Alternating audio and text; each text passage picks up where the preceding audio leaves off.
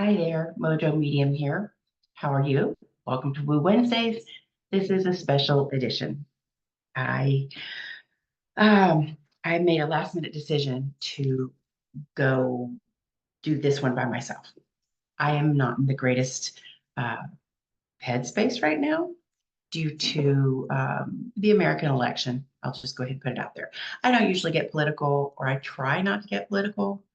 I do sometimes, um, but this time that's what's real. I am feeling all kinds of feelings that are not very pleasant. And so I wanted to share with you something that came up uh, a few days ago and that went further this morning. And it's about spirituality, the divine feminine, and maybe a little bit of new direction that I'm working on. Um, so here it is. Again, I'm MoJo Medium, aka Susan Morrow Johnson. Find me on the web at mojomedium.com. I am a speaker, author, coach, and psychic medium. So a few weeks ago, a couple of weeks ago, I don't know how long it was, I was in my spray and pray time, which is what I call my morning shower. It's when I usually commune with my guides and spirits of my late loved ones, and sometimes people I didn't know. But it's just a way of my connecting with spirit. You know how you get great ideas in the shower sometimes? Well, that's why. I mean, there's something about the water and something about just having awakened, although it can be good without having just gotten up. Anyway, so I was in spray and pray time, and I was thinking about talking with the powers that be about my speaking, which I'm working on doing more of. And all of a sudden, I had, wouldn't call it an image really. I had a feeling of standing in front of an audience and speaking, as is my want. I love doing that. And all of a sudden, things shifted, and I was suddenly channeling someone. And I believed it to be a group of non-physical entities, kind of like Abraham Hicks is a group of non-physical entities who call themselves Abraham and speak through Esther Hicks. You can look up Abraham Hicks or Esther Hicks if you haven't heard of them. So this group said, "We are mother." And this was them in my spray and pray. So it's semi-meditative, coming through me. We are mother. And then there was a lot more to it. There were some names that came up, and like some call us Gaia, some call us Apollonia, and so later on, um, that was most of it. Then there was a little bit more, but when I got out of the shower, then I went and I wrote down everything that I remembered from the occasion, the names and the statements about we are mother, we are comfort, we are community, connection, protection, things like that. So some of the names I was familiar with, like Gaia is the earth goddess, right? That's Mother Earth. So that's a mother right there. And then there was Rachel. Rachel came second, and I didn't know about Rachel in the Bible. I know that Jewish people probably know more about Rachel than Christian people. And so I looked it up, and Rachel was, forgive me, either Lot's wife or Jacob's wife. I think Jacob's wife, and in the Old Testament. And she experienced infertility before she was finally able to conceive. So apparently that was a theme with Rachel in the Bible. And some Catholics consider her to be the patron saint of infertility and childless couples. And so that's also a mother thing. She's also, I think, I see, I looked this up and then I didn't pull it out and review it before I got on here. But I think Rachel is also a mother figure from the Bible. Apollonia is the counterpart to Apollo. So Apollo was the uh, Roman version of Zeus, which is like the big god, right? The main god, Apollo, and his counterpart is Apollonia. And I didn't know that either. The only Apollonia I knew was Prince's protege. Um, and so there were some other names that came up that then I had to look them up. These were not things that were in my own mind. So all of these names, they're like a collective mother. Now, you may not know that in Wicca and other traditions, there are three phases of womanhood, and they are maid, matron, and crone. So there's the maid, the young woman, the virgin, if you will. I don't like that because it's just a construct, societal construct. But then there's matron, and a woman can be a matron without having children. Matron means mother, in case you didn't know. So a woman can become a matron in energy, in spirit, in status, in life, without having children, with or without having children.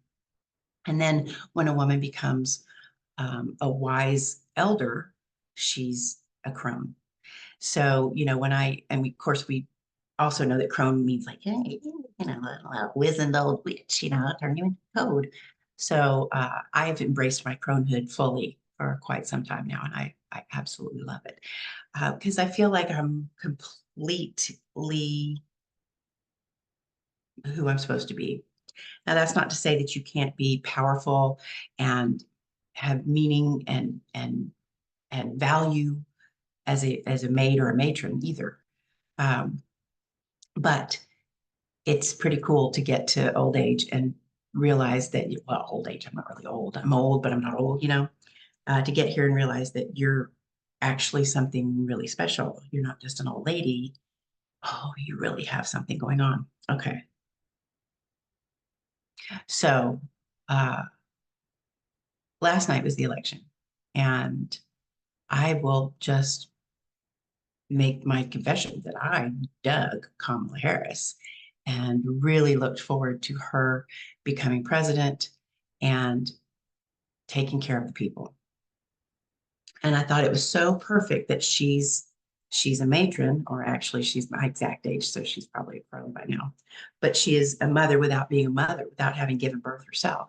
She has stepchildren, but she was also going to be a mother to all of us. And she was all about inclusion and joy and inclusiveness, I should say, inclusiveness and togetherness, community, helping one another, which, who does that sound like? Oh, yeah, this famous guy named Jesus Christ. So anyway, I really felt, now I stopped making predictions about politics long ago because if I want a specific outcome, which I always do, I'm not going to be able to get a clear prediction, a clear reading on that. And so, but it was just feeling like, yeah, this is it. I've been talking about the divine feminine for so long now. It's been almost 25 years since I started feeling the reemergence of the divine feminine, feeling it in my soul and talking about it and seeing the things that are changing around it. We really are, regardless of last night's fiasco, debacle. We really are moving into a time of better balance between the energies, between the ends of the spectrums of energy. Now, you've heard me say that the divine masculine is all about build and destroy, build and destroy, build and destroy, and the divine feminine is all about hug and cry, hug and cry, hug and cry. But it's interesting that, and keep in mind, it's a spectrum. It's like, okay, that's the very, very, very, very most divine masculine energy. It doesn't really have to do with men and women. This is the most, very most divine feminine. And we're all somewhere along there, and we can move around back and forth. Well, the pendulum, or the, what do they call that? The Overton window has been way over to the divine masculine for a very long time. And we really are starting to bring it back. It doesn't have to come all the way back over to the divine feminine. I don't know if it was there, but just to have more balance. And so people who are accustomed to the energy around them being farther over here are feeling afraid of change. That's normal. That's the way our brains work. Our brains are trying their best to help us survive, right? So they're always on the lookout for danger. And anything that's different, your subconscious says, whoa, this can't be right. This must be unsafe because we're not familiar. And so when you start talking about things that are different from what you've ever known, be that, uh, you know, LGBTQ people or foreigners or disabled people or poor people or, you know, any number of things, somebody of a different race from yours. If it's different, your mind thinks it's suspect and you have to overcome that consciously. So when Hillary Clinton ran in 2016, she won the popular vote, lost the stupid fucking electoral college. Before that election, I really felt like, this is it. This is the reemergence of the divine feminine coming into action. We're really going to have a woman. And frankly, if you talk about like feminine values, that not woman, let's call it the Jesus values, okay? Because he espoused feminine values. So if you look at the Jesus values, Hillary was actually a little bit more on the other end of that. You know, she may have been politically pretty centrist, but you know, she was working hard to fit her square peg into a round hole. You know, that working so hard to be part of patriarchy, and it just wasn't quite time. This time, I felt like it was time. And I was so happy feeling like, oh, this is great. This is really where we're supposed to be going as not just as a country, but as a world, as human beings. We're supposed to be coming together and helping one another and shifting into this new paradigm. So I was shocked and saddened by last night's outcome. And so this morning, I woke up, I got a text early from a friend, and I'm going to read you the texts. So she said, first thing she said was, I'm sad today. I had hoped we were ready to move forward as a country and as human beings. Just like what I just said. I can only pray that 4 years passes quickly without too much damage. I think we are repeating the message from Atlantis, Hitler, and more. I know I am here to hold the light. I think you are here to communicate it. Talking about me. It's all part of the plan. Okay, maybe. I said, well, you've got a better attitude than I do. I'm feeling defeated, incredulous, and pessimistic. Just how I was feeling this morning. I believe we are here for that too, but today I need to lick my wounds. And for the moment, I'm going to hunker down in my warm, soft bed and try to sleep a little more. It's early. She texted back, I'm feeling tired of it all too. I remember how hard we light workers tried in our past lives. We keep hoping and repeating. Enjoy your warm bed. A little bit later, she texted me again and said, my friend just wrote that we need to give ourselves time and permission to grieve, and I'm going to do exactly that. I said, same. I went to my Wednesday morning networking group, which just ended, even though I didn't really feel like it. But I thought, these women will be supportive and their energy will buoy my spirits. And they were, and it did. But I admit to tearing up a couple of times. I did. Also, after you mentioned light workers, I told my friend, I was thinking about that during my spray and pray time, which I've already mentioned to you. And when I thought light workers, it immediately became light warriors in my mind. I told my networking friends and they loved it. It resonated with all of them. And one of them is making a t-shirt. Want one? She said, I like that. And yes, I want a t-shirt. How much? And then she said something really good. When we were in Atlantis, we were passive and left the government alone while we practiced light. The outcome was complete destruction. I think we must take on that persona now to help the planet through this time. Great words, Susan. Light warrior, not passive. We must stand strong and together. Okay, so I didn't know that about Atlantis. It makes sense, but she knows more about that than I do. That's not my area of expertise. And I did take that to my networking group this morning and I told them that story and they loved it. A couple of them were like, oh my gosh, oh, that's perfect. And the one that said, oh, I'm going to go make a t-shirt right now. We're all like, oh, we want one. We want one. One of them said, this is funny, but I just can think of Wonder Woman. I was like, that's perfect. I think Wonder Woman's a great example. Now then, here's something else that came to me just a little later. I've been working on a science fiction novel for a long time. I had the idea 30 some years ago for the story and started writing it down, I don't know, 20 some years ago, 30, I don't know. And, I've written bits and pieces and then I'll come back to it. And if you're probably not a writer, but this is how my process goes. It's like write and then come back and edit, and then come back like 3 years later and go, oh, wait a minute, this story is telling me something different now.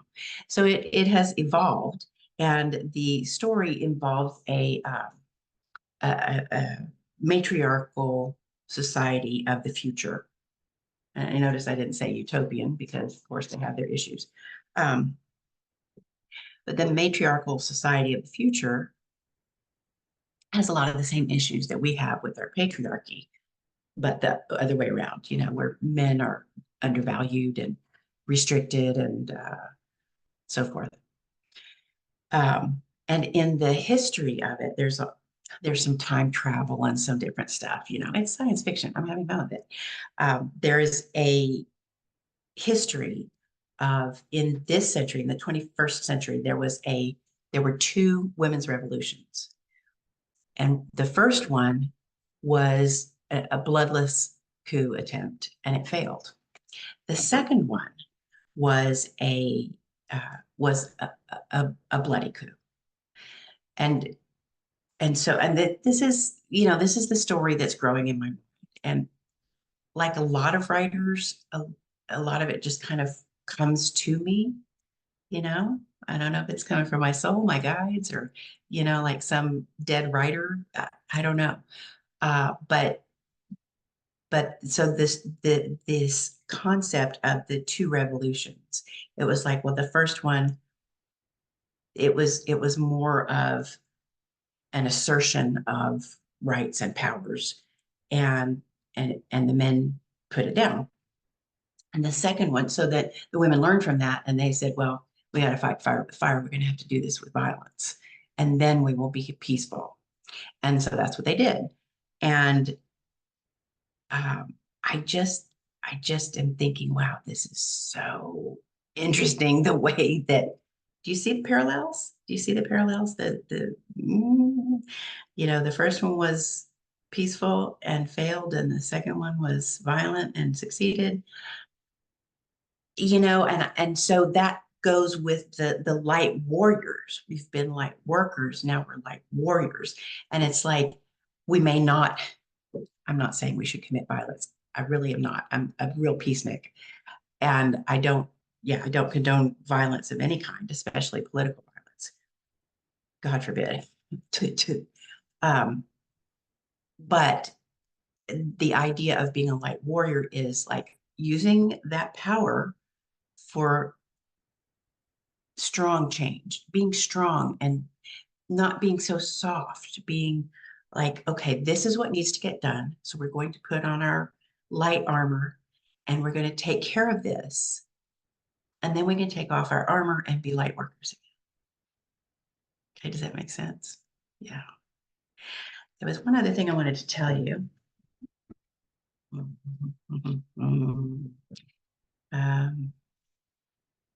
Yeah, I would love to give you some reassurance. I'm worried about the whole world, and I'm also not worried at the same time. I'm kind of like, first of all, I think I want to stop keeping up with politics. It interests me very much.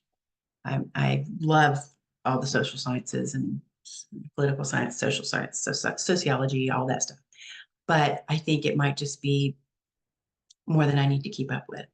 I think that I don't know why anybody would vote for that person, because I see him as being hateful and greedy and in it for himself.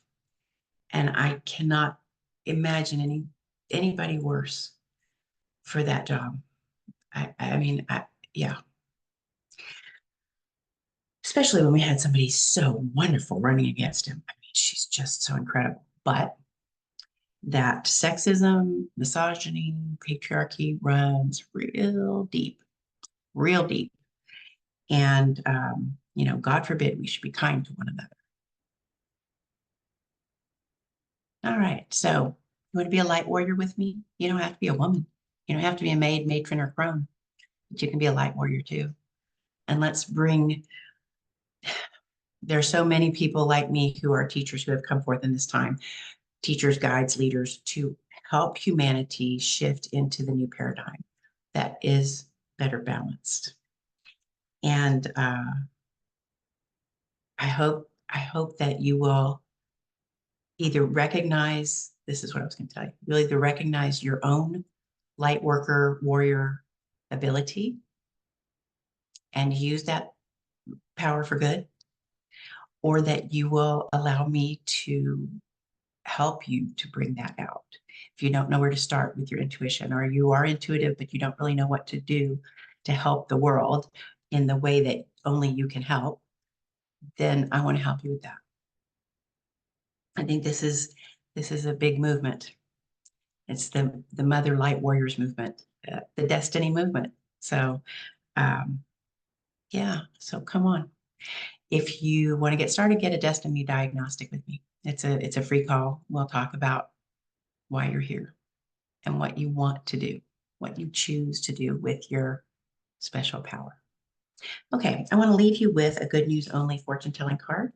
These cards I was inspired to develop years ago when a lot of people would find out I was a psychic. They go, ooh, what bad thing is going to happen to me? What do I need to be worried about? What do I need to prepare for? What can I avoid that's bad? And, that's the old brain keeping you safe, right? But I know also that if you want to feel good and reduce anxiety, you need to work on bringing positive thinking into your mind. I mean, it's been around forever. We all know about it, Think and Grow Rich, the power of positive thinking, asking it is given, on and on and on. So manifestation comes from exercising and strengthening that look for the good muscle. Okay. So each card has a word or phrase on it, and it can only be interpreted as good news. This is for you, whenever you may see this, because that's how card readings work. And it will give you something to look forward to in the next few days to a week. All right. Let's see. Travel. Ooh. Ooh. Fun. I mean, I see that for myself and I'm like, I don't know what that is. That's okay. So travel. Uh, it's probably travel for work, interestingly enough. Now, if you had the kind of job where you would not travel for work, then it will be something more like going to help somebody or going to volunteer at something, uh, going to help somebody or something like that. Mm-hmm. Just travel for work. I find that very interesting. Be sure to come back here to the comments after the next few days to a week when you find out what that was about. And remember, it's not going to be a bad news travel. It's not going to be like, oh, you have to travel for a funeral. It's going to be something good and positive that you'll enjoy. So look for that opportunity to come along and then come back here and tell me about it. All right. I feel a little bit better. I feel like I've kind of talked through this. I'll probably be doing this for a while. I welcome your comments and your beautiful thoughts. And I welcome your intuition into my fold of light warriors. Come on, let's do it. See you soon.